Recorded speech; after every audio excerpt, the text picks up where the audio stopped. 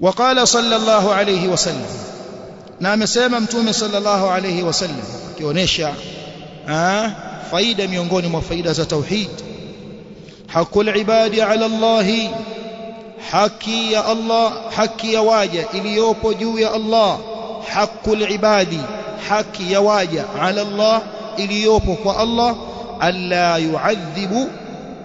yu'adhiba man la yushriku bihi shay'a alla yu'adhiba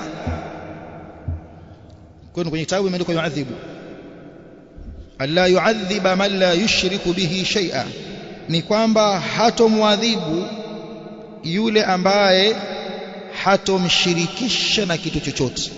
Kwa maana asiyemshirikisha Allah ni nani huyu? Huyu ni mtu wa tauhid. Kwa hiyo haki ya waja iliyopo juu ya Allah alla yu'adhiba man la yushriku bihi shay'a ni kwamba Allah hatomwadhibu asiyemshirikisha na chochote. Hii nayo ni faida ya tauhid.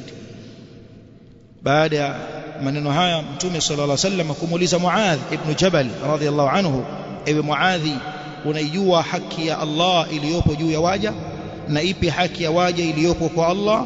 Akasema Allahu wa rasuluhu a'lam, Allah na mtume wake ni wajuzi zaidi. Akamwambia haqqullahi ala alibadi an ya'buduhu, haki ya Allah iliyopo juu ya waja wake ni kwamba hawa waja wake hawa wamwabudu yeye. Ni haki yake hii, kwa kuwa yeye ndiye muumba na waja wameumbwa, walioumbwa wamwabudu aliyewaumba. Hii ni haki ya Allah kwa waja wake. Na haki ya waja kwa Allah alla yu'adhiba man la yushriku bihi shay'a, ni kwamba Allah asimwadhibu yule ambaye hakumshirikisha yeye na kitu chochote. Haki gani hii?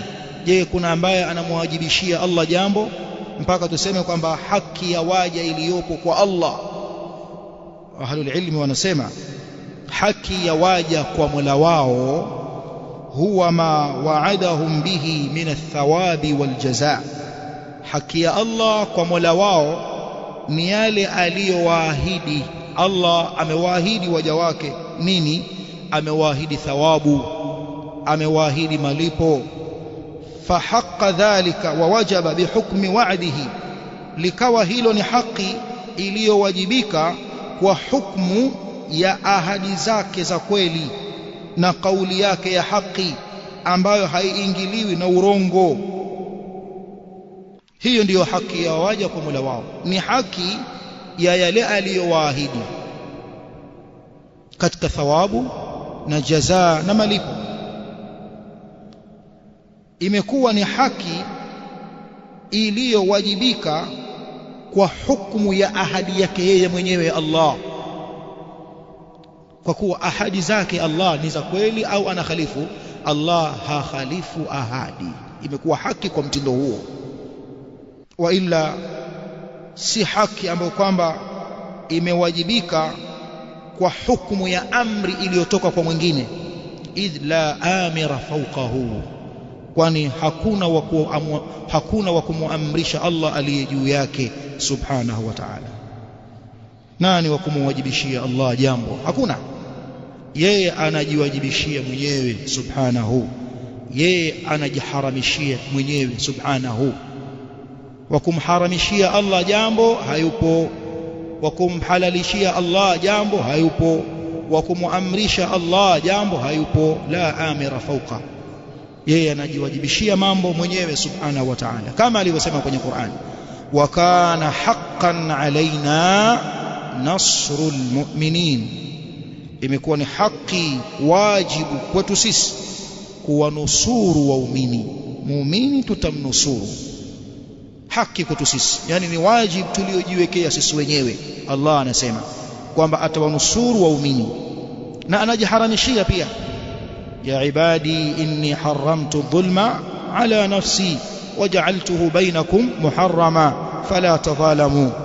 Enyi waja wangu, mimi Mola wenu nimejiharamishia dhulma juu ya nafsi yangu, yani haram, nimejiharamishia mimi haram kudhulumu.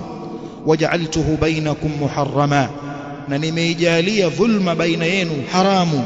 Fala tadhalamu, msidhulumiane. Kwa hiyo Allah kama ambavyo anajiwajibishia yeye, kadhalika anajiharamishia subhana. lakini wa kumharamishia hayupo. Wala al-amir fawqahu, aliyekuwa na mamlaka ya kumuamrisha Allah juu yake hayupo subhanahu wa ta'ala. Yeye ni al-a'la, sabbih isma rabbika al-a'la. Naam, hizo ni katika faida za tauhid.